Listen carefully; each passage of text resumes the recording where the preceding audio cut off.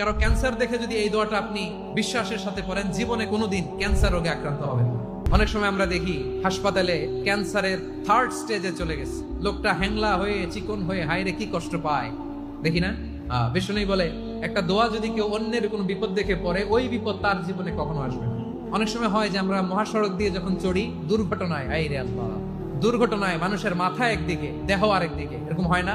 আল্লাহ তুমি হেফাজত করো। বিশ্বনবী বলেন এই দুর্ঘটনা দেখে কেউ যদি এই দোয়াটা পড়ে, তার জীবনে সে কোনোদিন এরকম অ্যাক্সিডেন্টের সম্মুখীন হবে না।